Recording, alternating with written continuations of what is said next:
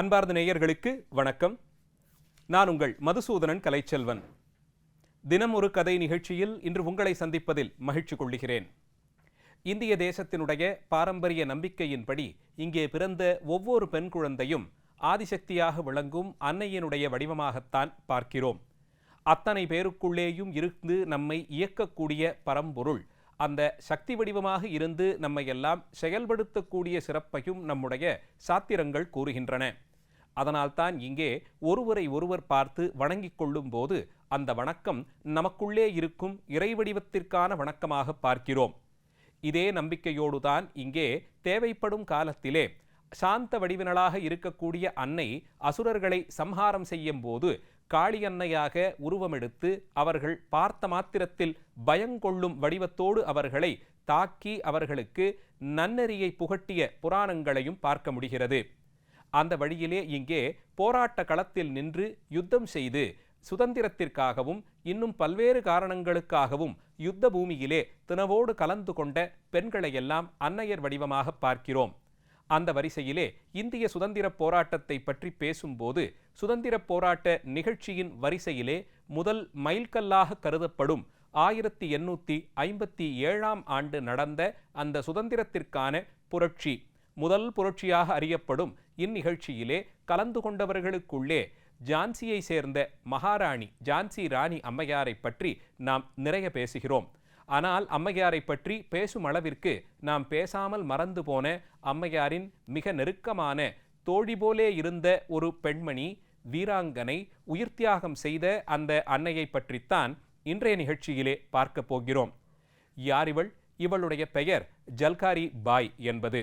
இவள் 1838 ஆண்டு ஜான்சி நகரத்தை அடுத்திருக்கக்கூடிய போஜ்லா என்ற சிற்றூரிலே சகுதேவ் சிங் என்பவருக்கும் ஜமுனா தேவி என்ற அம்மையாருக்கும் மகளாக பிறந்தாள். இவர்கள் பாரம்பரியமாக காட்டுப்பகுதியை அடுத்திருக்கக்கூடிய நிலப்பகுதியிலே விவசாயம் செய்யும் குடியாகவே அறியப்படுகிறார்கள்.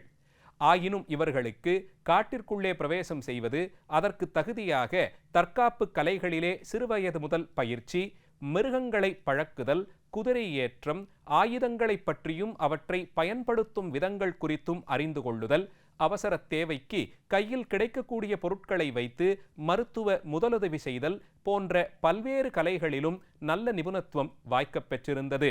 சிறுவயது முதல் இவற்றையெல்லாம் தன்னுடைய தாய் தந்தையர் உறவினர்களிடமிருந்து பழகி கொண்ட இந்த அம்மையார் வளரும் பருவத்திலேயே தன்னிகரற்ற தன்னுடைய வீரத்தை வெளிப்படுத்தும் விதமாக 2 நிகழ்ச்சிகள் இந்த அம்மையாரை குறித்து வாய்மொழியாக வழங்கப்படும் செய்திகளாக தொகுக்கப்பட்டிருக்கின்றன. அதிலே ஒன்று, இந்த அம்மையார் சிறு வயதிலே காட்டின் அருகே விளையாடி கொண்டிருந்த போது இவரை தாக்க வந்த ஒரு புலியை கையில் கொண்டிருந்த கோடாலி மூலமாக அடித்து கொன்ற நிகழ்ச்சி. மற்றொன்று, இந்த அம்மையார் இளம் பருவத்திலே ஆடு மேய்த்து கொண்டு புல் நிறைந்திருந்த பகுதியிலே நடந்து வந்து கொண்டிருந்த போது அங்கே வந்த ஒரு சிறுத்தை இந்த அம்மையாரையும் இவள் மேய்த்து கொண்டிருந்த ஆடுகளையும் தாக்கிய போது ஆடு மேய்க்க வைத்திருந்த ஒரு கழிக்கோல், அந்த கோலை கொண்டு லாவகமாக அடித்து விரட்டி அந்த சிறுத்தையை மீண்டும் காட்டிற்குள் ஓடும்படியாக செய்தாள் என்பதும் அறியப்படுகிறது. இந்த செய்திகளெல்லாம் 1950களுக்கு பிறகு ஜான்சி ராணி குறித்து பல்வேறு ஆராய்ச்சிகள் வெளிவந்தபோது அவற்றின் ஒரு அங்கமாகவும், அதன் பிறகு சில அறிஞர்கள் இந்த அம்மையாரை பற்றி மட்டுமே தனியாக ஆய்வு செய்வதற்காகவும் இந்த பகுதிகளிலே இருந்து வந்த அதே குலத்தைச் சேர்ந்த மக்களிடம் வாய்மொழியாக இருந்த வரலாற்றுகளையும் அவள் குறித்து இங்கே பேசப்பட்டு வந்த செய்திகளையும் தொகுத்ததால் கிடைத்தவைகள்தான். எப்படி பார்த்தாலும் சிறுவயதிலேயே இந்த அம்மையார் தன்னுடைய வயது ஒத்த பெண் பிள்ளைகள் போலே விளையாட்டுத்தனமாக இருப்பது, வீட்டு வேலைகள் செய்வது என்ற அந்த சாமானிய நிலையை கடந்து எல்லோராலும் கொண்டாடப்படுவதாய் வீரம் நிறைந்த ஒரு மங்கையாக காட்சி தந்திருக்கிறாள். இதனால் இவளுக்கு ஜான்சியிலே நிலவி வந்த அந்த போர்ப்படையிலே கலந்து கொள்வதற்கு ஒரு வாய்ப்பு கிடைத்தது. அப்படி கிடைத்த வாய்ப்பை இந்த அம்மையார் மிகச் சரியாக பயன்படுத்தி கொண்டாள். இளம் வயதிலேயே தன் தந்தையாரிடமும் மற்ற உறவினர்களிடமும் போர்ப்பயிற்சி குறித்தும் ஆயுதங்கள் குறித்தும் மருத்துவ முறை குறித்தெல்லாம் அறிந்து வைத்திருந்ததாலே இந்த அம்மையார் அங்கே உடனடியாக அடுத்தடுத்த கட்டங்களுக்கு பதவி உயர்வு பெற்றார். ஒரு இராணுவ படையிலே இருக்கக்கூடிய அந்த ஒழுக்கத்திற்கு இந்த அம்மையார் மிகச்சிறப்பான ஒரு உதாரணமாக விளங்கினாள். நேரம் தவறாமை, சொன்ன சொல் கேட்டு நடப்பது, உடனடியாக முடிவெடுப்பதற்கு தயங்காமல் தைரியமாக முடிவெடுக்கக்கூடிய அந்த திறமை, சிந்தித்து செயலாற்றக்கூடிய பாங்கு, இப்படி இராணுவத்திலே கலந்து கொள்பவர்கள், போரிலே போரிடச் செல்லும் வீரர்கள், இவர்களுக்கு இருக்க வேண்டிய மிக முக்கியமான ஒழுக்க குணங்களும் இந்த அம்மையாரிடம் நிரம்ப இருந்ததை பற்றியும் அறிய முடிகிறது. இது எல்லாவற்றிற்கும் மேலே இந்த அம்மையாருக்கு இறைவனருளாலே கிடைத்த ஒரு வரப்பிரசாதம். அப்போது ஜான்சி நகரை ஆண்டு வந்த மகாராணி லட்சுமிபாய் அம்மையாரின் உடல் உருவ அமைப்பு இந்த அம்மையாருடைய அமைப்போடு மிகவும் பொருந்தி வந்தது. முகபாவனைகள், உயரம், நடக்கும் பாங்கு இவற்றையெல்லாம் வைத்திருந்து பார்த்தால் ராணி லட்சுமிபாய் அம்மையாருக்கும் இவருக்கும் இடையே பல்வேறு நிலைகளிலே பொருத்தம் இருந்ததையும் பார்க்க முடிகிறது. இதனால் இந்த அம்மையாரை எல்லோரும் மிக சுலபமாக அடையாளம் கண்டு கொண்டார்கள். இந்த காரணத்தினாலே அம்மையார் பற்றி எல்லோரும் அறிந்து கொள்ளவும் அது ஒரு வாய்ப்பாக அமைந்தது. இப்படிப்பட்ட ஒரு சூழ்நிலையில்தான் ஹுக்ரோஸ் என்ற ஆங்கிலேய இராணுவ அதிகாரியினுடைய தலைமையில் ஜான்சி நகரை எதிர்த்து ஒரு படை புறப்பட்டு வந்தது. படை திரண்டு வந்ததற்கு காரணம் 1857ஆம் ஆண்டு இந்திய சுதந்திர போராட்ட வரலாற்றில் மிக முக்கியமாக கருதப்படும் அந்த புரட்சிக்கான ஆண்டு. அந்த புரட்சி பல்வேறு ராஜநகரங்களிலே ஒரு சேரத் தொடங்கியது. அதற்கு காரணம் ஆங்கிலேயர்கள் நடத்தி வந்த படையினுள்ளே பல்வேறு கிளர்ச்சிகள் தொடங்கியிருந்தன.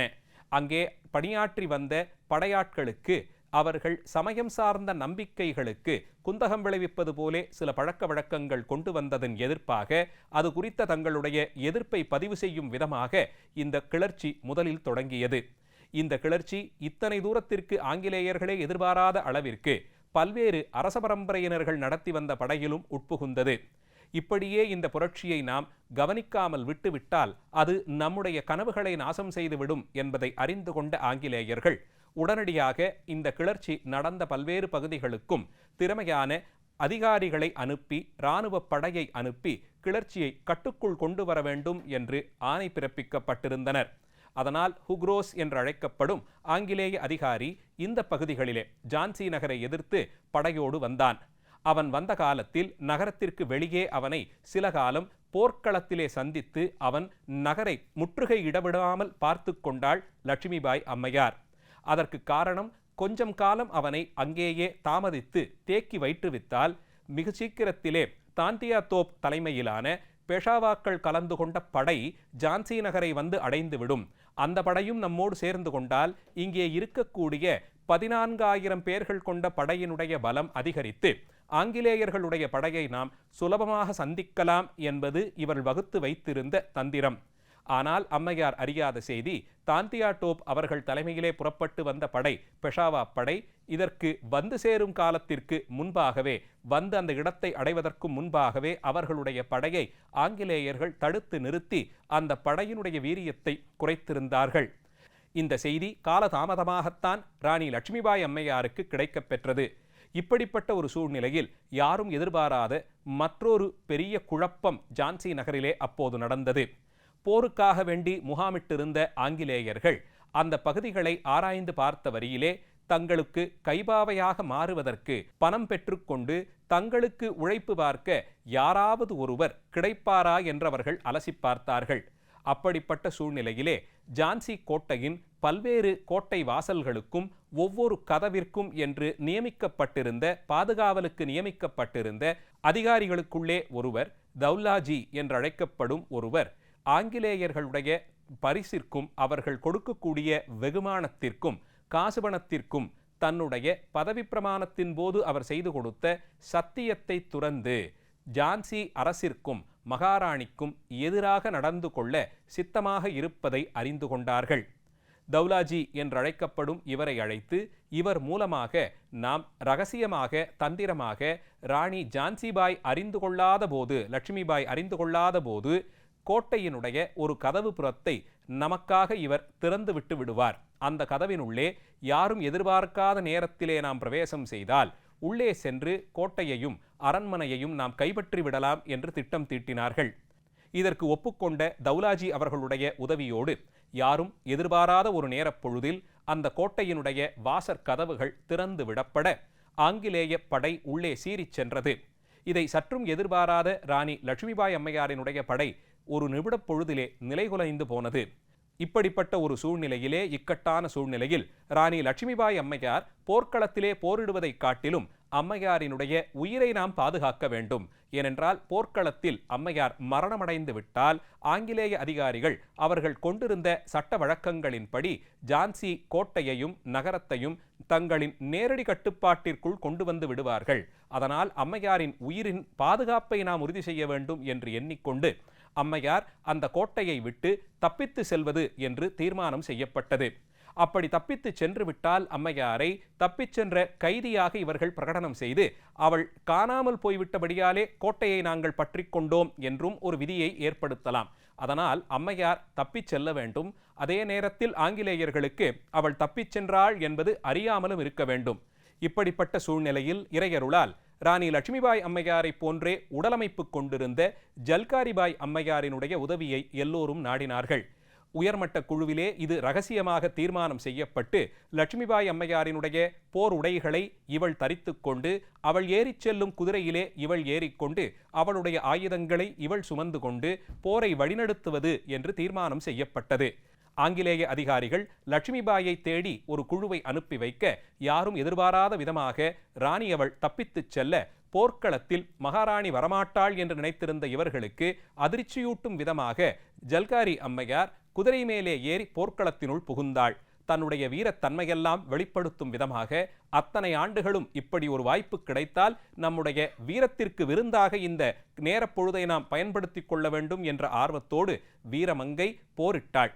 முதலில் இது யார் என்பது குறித்த தெளிவில்லாமல் படையினர்களும் திகைத்திருக்க, ஒருவேளை லட்சுமிபாய் அம்மையாரே வந்துவிட்டாள் என்று நினைத்து கொண்டு அவர்களும் உத்வேகத்தோடு போரிட்டார்கள். எத்தனை தூரத்திற்கு அவளுடைய வீரம், திறமை, திண்ணம் இதெல்லாம் இருந்தாலும் கூட ஆங்கிலேயர்களுடைய அத்தனை பெரிய படையின் முன்பாக இவள் போரிட்ட அந்த முறை பற்றாமல் போய் அம்மையார் வீர மரணம் அடைந்தாள். அம்மையாரினுடைய மரணத்திற்கு பிறகுதான் ஆங்கிலேயர்களாலே நகரத்திற்குள் மீண்டும் புகுந்து கோட்டை கொத்தளங்களை எல்லாம் தங்கள் கட்டுப்பாட்டின் கீழ் கொண்டு வர முடிந்தது. ஆயினும் அவர்களுக்கு கிடைத்த அந்த ஒரு நாள் கால இடைவேளையிலே ராணி லட்சுமிபாய் தப்பித்துச் செல்வதற்கு போதுமான நேரம் அதன் மூலமாக வாய்த்தது. தான் இந்த போர்க்களத்திலே கலந்து கொண்டால் மரணமடையவும் வாய்ப்பு உண்டு என்பது நன்கறிந்திருந்தாலும் தன் நாட்டின் நன்மைக்காக, தன் தேச மக்களின் நன்மைக்காக மகாராணி போலே வேடமணிந்து கொண்டு அந்த போர்க்களத்திலே தனி ஒரு வீரமங்கையாக போரிட்ட ஜல்காரிபாய் அம்மையாரினுடைய புகழ் காலமுள்ள அளவும் இருக்கும்படியாய் ஆனது. அம்மையார் பேசி வந்த பண்டேலி மொழியிலே அம்மையார் குறித்த பல ஆவணங்களும் வாய்மொழி இலக்கியங்களாக இருந்தவைகளும் தொகுக்கப்பட்டு அந்த பந்தல்கண்ட் பகுதியிலேயே அம்மையாருக்கு ஒரு முழு உருவ சிலையும் எடுப்பிக்கப்பட்டு அவள் நினைவு இன்று வரை பொதுமக்களால் போற்றி பாதுகாக்கப்படுகிறது. நீண்ட நெடிய வரலாறுடைய இந்திய சுதந்திர போராட்ட வரலாற்று பக்கங்களிலே நீங்காத ஒரு இடத்தை பெற்றுவிட்டாள் ஜல்கார்சி அம்மையார் அவர்கள். நாளைய தினம் மீண்டும் ஒரு கதையோடு உங்களை சந்திக்கிறேன். நன்றி, வணக்கம்.